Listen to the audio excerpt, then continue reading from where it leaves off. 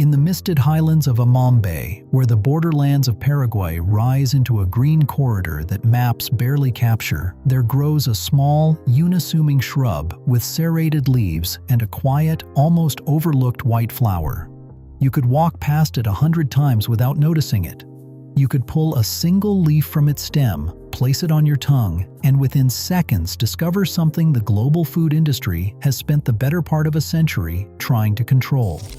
That leaf is between 200 and 450 times sweeter than cane sugar. It carries no calories. It contains no carbohydrates. It does not spike your blood glucose. It does not feed the bacteria that cause your teeth to decay. It has been used as a sweetener and a medicine for more than 1,500 years by the Guaraní people who first cultivated it. And for nearly 2 decades in the world's largest consumer market, it was illegal to sell it as food. The plant is Stevia rebaudiana. The market it threatened is worth more than $90 billion a year. And the story of how that single shrub was discovered, renamed, banned, rebranded, patented, and finally sold back to the world by the very corporations that once buried it, is the story we are about to tell. To understand stevia, you have to understand that it was never lost. It did not need to be discovered. Long before any Europeans set foot in the rainforests of the Rio Parana basin, the Guaraní had a name for this plant and a place for it in their pharmacology. They called it ka'ahea, a phrase that translates roughly as sweet herb, the same word ka'a they used for yerba mate, the great drink of the southern cone. For at least a millennium, and likely much longer, Guaraní communities had been crushing stevia leaves into the bitter mate gourd to soften its edge. They steeped it in hot water as a tea to settle heartburn and indigestion. They administered it to those who today we would call diabetics, watching how it appeared to steady the body's response to food. They chewed it raw against the heat of the day. None of this was folklore in the dismissive sense the colonial mind would later apply. It was empirical knowledge accumulated across dozens of generations, refined through observation, and embedded in a botanical tradition that recognized hundreds of medicinal plants in the Atlantic forest before any Western taxonomy existed. The chemistry behind that 1,000-year tradition was elegant in a way that science would only catch up to in the 20th century. The intense sweetness of the stevia leaf comes from a family of compounds known as steviol glycosides, of which the 2 most abundant are stevioside and rebaudioside A. These molecules share a peculiar trick. They bind tightly to the sweet taste receptors on the human tongue, the very same receptors that detect glucose and sucrose. But their molecular structure is such that the human digestive system cannot break them down into sugars or absorb them into the bloodstream as caloric energy. The body recognizes the sweetness, the brain registers the pleasure, and yet no insulin response is triggered, no blood glucose spike occurs, no energy is stored as fat. The leaf hijacks the reward system of taste while bypassing the metabolic machinery that processes sugar.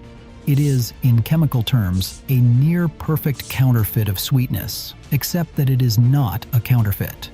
It is the original. Cane sugar, refined and crystallized, is the industrial mimic.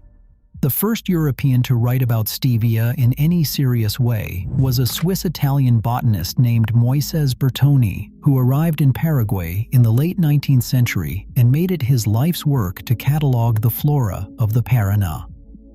In 1887, Bertoni's Guaraní guides led him to a small green shrub and pressed a leaf into his palm. He tasted it. He recorded the moment with the breathless prose of a man who believed he had stumbled onto something nobody had ever encountered. He gave the plant a Latin scientific name and published a description of it in a botanical journal, where it entered the formal record of European science. The framing of that moment matters. In every textbook that would follow, Bertoni would be credited as the discoverer of stevia. The Guaraní who had cultivated it, named it, and used it for over 1,000 years would become a footnote, an indigenous detail in the colonial story of progress. The plant was not discovered, it was renamed. The knowledge was not produced, it was extracted, recategorized, and absorbed into a different system of authority, one that issued patents and trademarks and import alerts. For several decades after Bertoni's report, stevia drifted through the margins of Western science. A few researchers in Europe and South America ran preliminary tests. They confirmed the extraordinary sweetness. They confirmed the absence of caloric value. The Paraguayan government experimented with it as an export crop. Small batches of dried leaves were shipped to laboratories in France and Germany, where chemists tried to isolate the active compounds. But the world was busy with other things. 2 world wars happened. The artificial sweetener industry was born and grew, first with saccharin, then with cyclamates, then with aspartame. The men who controlled food chemistry in the 20th century were not interested in a leaf from Paraguay that anyone could grow in a pot. They were interested in molecules they could synthesize in factories, patent in courtrooms, and license to soft drink companies for billions of dollars. The country that broke ranks first was Japan. In the early 1970s, Japanese regulators became increasingly concerned about the safety of artificial sweeteners. Studies on rats had begun to suggest possible carcinogenic effects from cyclamates. Public confidence in synthetic food chemistry was eroding. Japan effectively banned several major artificial sweeteners and went looking for an alternative. Japanese food scientists, less captured by the American industrial sweetener lobby, turned to stevia. They found exactly what the Guaraní had known. The plant was extraordinarily sweet, demonstrably safe across decades of indigenous use, and chemically inert in the human metabolism.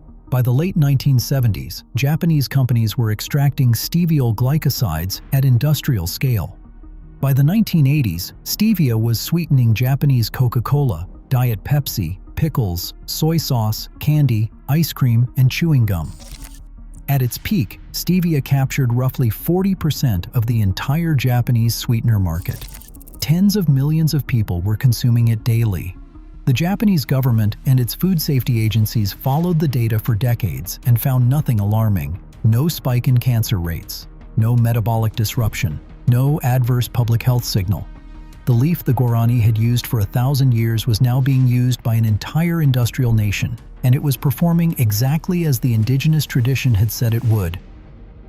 While Japan embraced stevia and built it into its food supply, something very different was happening on the other side of the Pacific. In the United States, a handful of small importers and herbalists had begun bringing in dried stevia leaves and stevia extract through the 1980s, mostly through health food channels. It was a niche product, sold to people who read books about diabetes and natural health, sold next to bee pollen, ginseng, and milk thistle. It was not a threat to anybody yet. And then, in 1991, the United States Food and Drug Administration issued an import alert. Stevia was now classified as an unsafe food additive.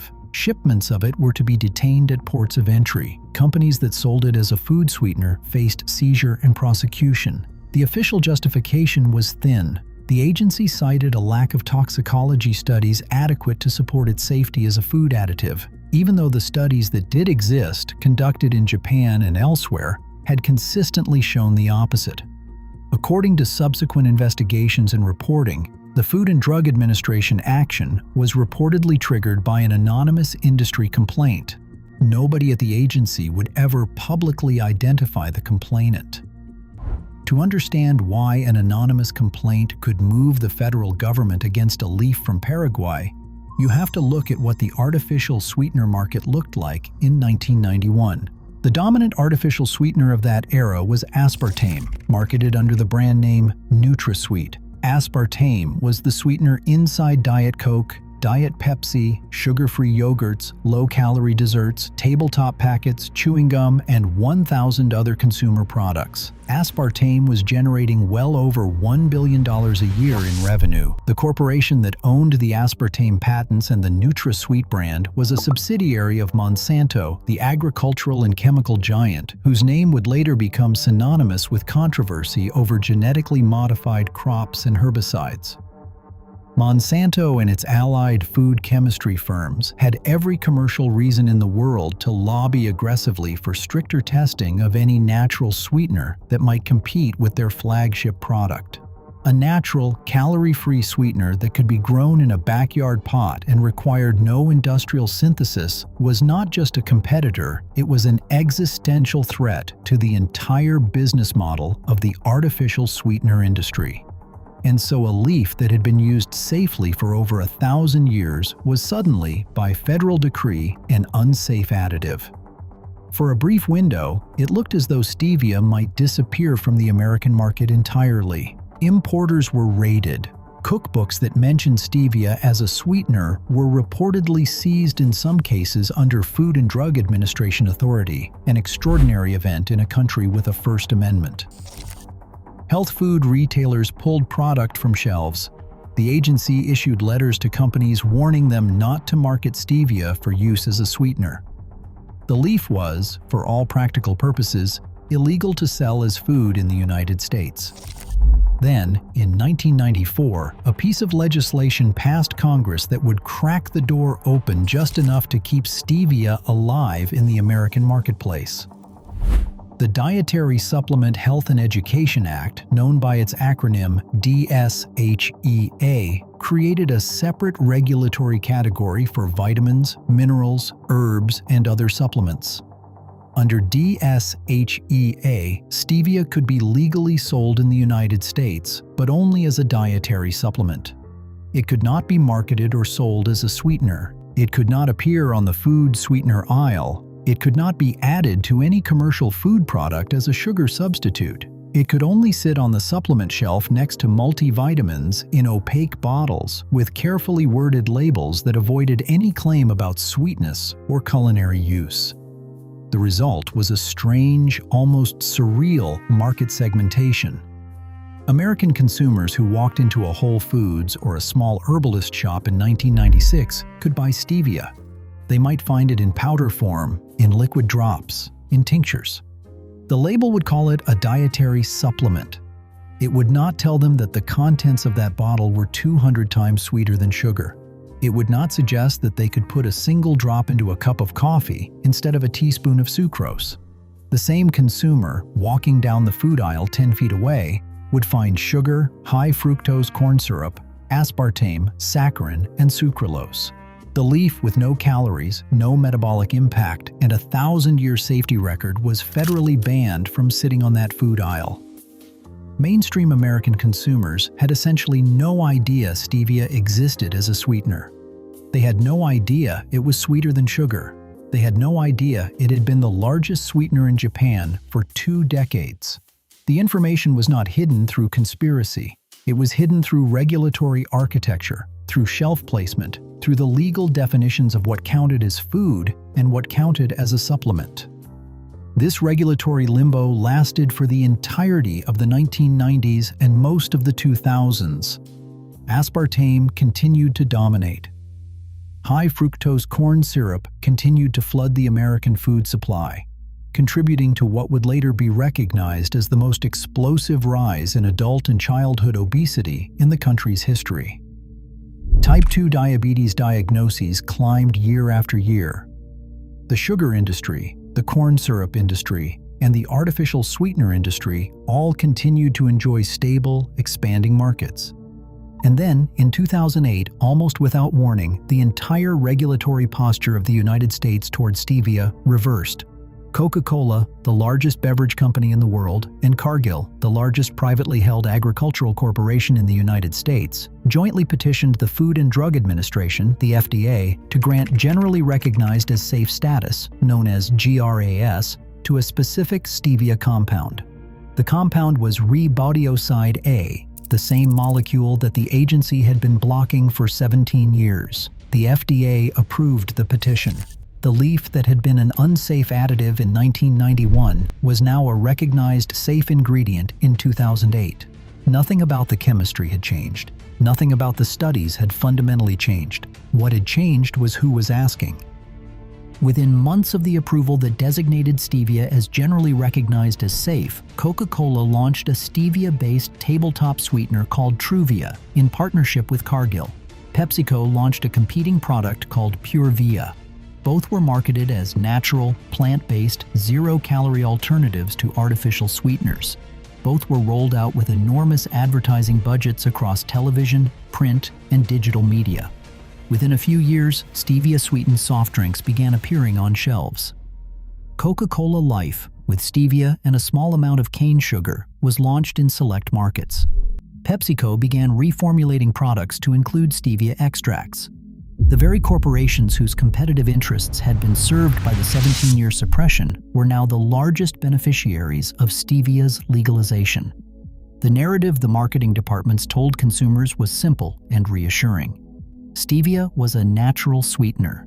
Big food companies had brought it to market for the consumer's benefit. There was no public discussion of the 17-year ban, no public acknowledgement that the leaf had been used by indigenous peoples for over 1,000 years, no public reckoning with the regulatory contortions that had kept it off shelves for so long.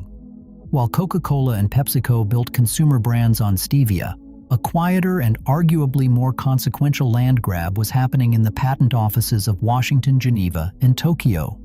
A specialty ingredients company called Pure Circle, headquartered in Malaysia and listed on the London Stock Exchange before its later acquisition by Ingredion, had spent years quietly building what amounts to one of the most aggressive intellectual property portfolios in the modern food industry.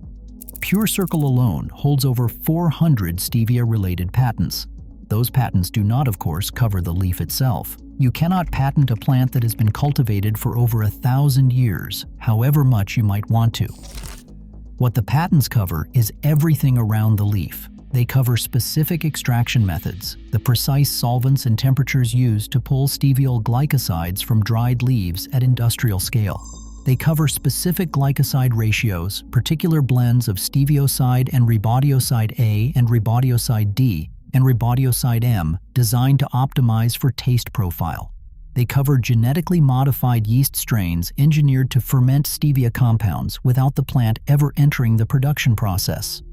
They cover purification techniques, packaging applications, and downstream uses in beverages, baked goods, dairy, and confectionery. Together, they form an intellectual property fortress around a plant that anyone, anywhere, could grow in a clay pot on a windowsill. The Guaraní people, whose ancestors cultivated and characterized stevia for over a millennium, receive virtually nothing from this portfolio. Indigenous communities and Paraguayan organizations have repeatedly filed claims under the Nagoya Protocol, an international agreement designed to ensure that the benefits of biological resources flow back, at least in part, to the communities whose traditional knowledge made those resources commercially viable. Most of those claims have been rejected, stalled in international courts, or dismissed on technical grounds. The legal architecture around traditional knowledge and benefit sharing has proven, in practice, almost impossible to enforce against well-resourced corporate defendants. The Guaraní contributed the foundational knowledge that allowed stevia to become a global commodity. They contributed the cultivation, the selection of sweeter strains over generations, the medicinal applications, the names. They have been compensated, by any reasonable accounting, with effectively zero. The plant left the highlands of Amambay and entered the global market, and somewhere along the way, the people who had carried it for 1,500 years were quietly written out of the story. The science that the artificial sweetener industry once invoked to keep stevia off American shelves has, in the years since the FDA reversal, told a remarkably consistent story. A 2015 meta-analysis published in the European Journal of Preventive Cardiology pooled the results of multiple clinical trials and concluded that stevia consumption produced modest but statistically meaningful reductions in fasting blood glucose. The same analysis found measurable reductions in diastolic blood pressure among hypertensive participants. The effects were not dramatic in the sense of replacing pharmaceutical therapy, but they were real and they were positive. A 2024 meta-analysis pooling data from 26 clinical trials reached substantively similar conclusions. Stevia consumption was associated with lowered blood glucose, with the strongest effects observed in participants who were diabetic, hypertensive, or carrying a higher body mass index. Unlike sucrose, which triggers a rapid insulin release and a corresponding glucose spike, stevia does not stimulate insulin secretion in any clinically significant way. Unlike many fermentable sugars, stevia does not feed Streptococcus mutans, the primary cavity-causing bacterium in the human mouth. The leaf the FDA had once classified as an unsafe additive turned out, on closer scientific inspection, to be a quietly therapeutic agent. The safety profile that emerged from those decades of study was equally robust. The joint FAO and WHO Expert Committee on Food Additives, known as JECFA, established a safe daily intake threshold for steviol equivalents at 4 milligrams per kilogram of body weight. For a 70-kilogram adult, that translates to roughly 280 milligrams of steviol equivalents per day, a quantity far above any realistic dietary exposure even for a heavy consumer of stevia-sweetened products. Studies across populations in Japan, Paraguay, China, and Brazil, spanning decades of consumption and millions of person-years of exposure, have consistently failed to identify a meaningful adverse health signal at typical intake levels. Unlike some artificial sweeteners, which a growing body of recent research has linked to disruptions in the gut microbiome and metabolic side effects, stevia, at typical dietary doses, does not appear to disrupt the human microbial ecosystem. The leaf, in short, performs in laboratory conditions exactly the way the Guaraní said it performed for 1,000 years on the people of the Paraná. Indigenous empirical knowledge predicted the outcome. Industrial science took 2 decades to confirm what was already known. The full irony of the stevia story is not just regulatory or commercial, it is also ecological. The plant that built a multi-billion-dollar industry has been, in its native range, driven nearly to the brink. Wild stevia rebaudiana populations in the highlands of Paraguay are now critically endangered. Decades of habitat loss, deforestation, and the conversion of land to soy and cattle production have shrunk the wild range of the plant to fragmentary patches. Conservation biologists who survey those fragments report that finding healthy wild populations has become genuinely difficult. The center of stevia commercial production today is not Paraguay, not Brazil, not the historical homeland of the plant. It is China, which now produces approximately 80% of the global stevia leaf supply. Industrial farms in Chinese provinces have replaced the small-scale indigenous cultivation that once defined the plant's relationship with humanity. The stevia in your packet of Truvia, in your bottle of Coca-Cola Life, in your stevia-sweetened yogurt almost certainly traveled from a Chinese field through a global supply chain to your kitchen. The leaf is everywhere in the world's supermarkets. It is increasingly absent from the highlands where it grew for 1,000 years. If you step back from the regulatory history, the patent landscape, and the corporate brand wars, what stevia really represents is a structural problem. The global sweeteners market is now valued at over $90 billion annually, depending on how you draw the boundaries. That market includes refined cane sugar, beet sugar, high fructose corn syrup, glucose syrups, aspartame, sucralose, saccharin, acesulfame potassium, allulose, monk fruit extract, and stevia itself, among many others. Each of those product categories supports a vast industrial complex. Sugar producers rely on enormous agricultural footprints, government subsidies in many countries, and tightly controlled trade networks. Corn syrup manufacturers depend on the same subsidized commodity corn that underwrites much of American agriculture. Artificial sweetener companies depend on patent-protected molecules that require sophisticated industrial synthesis. All of them compete with one another for shelf space, advertising attention, and consumer loyalty. Into that competitive ecosystem, stevia introduced a problem that none of them had previously had to contend with. A plant that grows in a windowsill pot threatens every link in that supply chain. You cannot patent a leaf that has been cultivated for 1,000 years, no matter how many extraction patents you stack around it. You cannot generate recurring seed sales from a perennial herb that anyone can propagate from a cutting. You cannot meaningfully restrict access to a plant whose seeds are sold openly on the internet for less than a cup of coffee. The regulatory and corporate history of stevia in the United States, in this light, looks less like a series of isolated decisions and more like a consistent institutional response to that structural threat. Ban the plant when it is small. Push it into the supplement aisle when banning it outright becomes politically untenable. Wait for the major beverage companies to find a way to extract, isolate, and patent specific glycosides. Reverse the ban precisely when those patents and product lines are ready.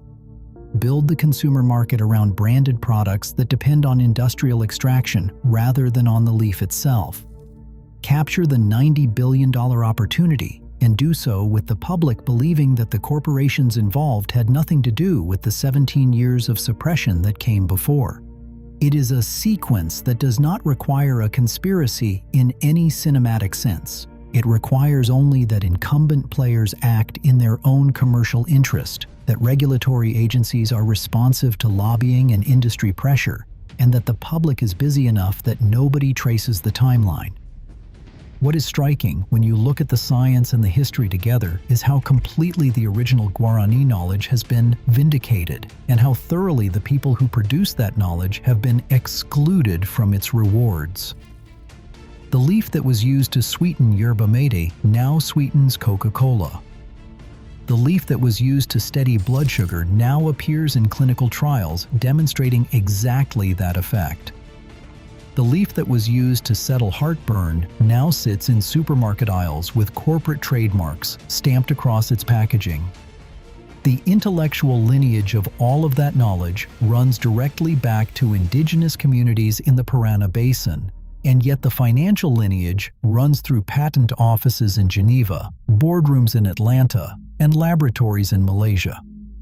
The story is a textbook case of what scholars call biopiracy, a term that captures the legal extraction of indigenous biological knowledge into corporate intellectual property regimes that exclude the original knowledge holders. For the consumer, there is a simpler and more practical takeaway. Stevia rebaudiana grows easily in pots in temperate climates. It does well on a sunny windowsill, in a balcony container, or in a backyard garden bed. Fresh leaves can be plucked, dried in the sun, or in a low oven, crushed into a green powder, and used directly as a sweetener. A single mature plant produces enough leaf mass over a growing season to replace pounds of refined sugar. Seeds, while sometimes finicky to germinate, are widely available from gardening retailers and online nurseries. Cuttings root readily in water or moist soil. The plant, the FDA banned for 17 years, now grows on commercial transplants you can buy at the same garden center that sells you tomatoes. There is no patent on the seed. There is no licensing fee for using the leaf. There is no legal mechanism by which any corporation can prevent you from growing it, drying it, and stirring a pinch of it into your morning coffee. The full force of that $90 billion industry stops at the rim of your flower pot. This story, in the end, is not really about a leaf. The leaf is the occasion. The actual story is about who gets to decide what counts as safe, what counts as food, what counts as medicine, and what counts as legitimate knowledge. It is about what happens when a $90 billion industry encounters a substance it cannot fully patent, cannot fully control, and cannot fully exclude from the market. It is about the Guaraní, whose empirical understanding of stevia anticipated by 1,000 years what corporate science would only formally concede in the early 21st century. It is about the Japanese, who quietly demonstrated for decades that the plant was safe at industrial scale before American regulators were willing to admit it. It is about the regulatory agencies that allowed the entire arc of suppression and reversal to play out without ever publicly explaining the contradiction. And it is about the corporations that have learned again and again that the most efficient way to capture the value of a natural product is not to compete with it, but to wait until they can wrap enough patents around it that they can sell it back to the public as their own innovation. There are deeper lessons embedded in this history that go beyond the specific case of stevia. Knowledge predates capitalism. Plants outlast empires. The legal categories that govern food and medicine are not natural facts. They are constructed, contested, and revised in response to political and commercial pressure. A substance can be unsafe and safe in the same regulatory body within a span of 17 years, not because the substance changed, but because the petitioners changed. A market worth tens of billions of dollars can be defended for nearly 2 decades against a single unpatentable leaf. and it can also be reorganized within a single year when the dominant players find a way to monetize that leaf on their own terms. The architecture of the modern food system is not a neutral machine that delivers safe products to grateful consumers. It is a contested terrain in which knowledge, capital, regulation, and tradition are constantly negotiating who gets to put what on which shelf and at what price. The closing image of this story is, in a way, the simplest possible image. A small green plant with serrated leaves sitting in a clay pot on a windowsill, sunlight on its leaves, a kitchen kettle nearby, a person, any person, anywhere in the world with a sunny window, plucking a single leaf, placing it on the tongue, and tasting a sweetness that is somewhere between 200 and 450 times more intense than anything in the sugar bowl. That is the entire threat. That is the whole reason a multi-decade regulatory and corporate war was fought around this plant. It is that simple. It is that boring in a way. It is also that powerful. The Guaraní knew it. The Japanese confirmed it. The American regulators eventually conceded it. The patent attorneys built a fortress around the industrial version of it. The leaf itself, which never asked for any of this, continues to do exactly what it has always done, which is take the bitter edge off whatever it touches, and to remind anyone paying attention that some forms of value cannot, in the end, be locked behind a corporate seal. You can grow stevia in a pot on your windowsill. That is exactly why they fought it.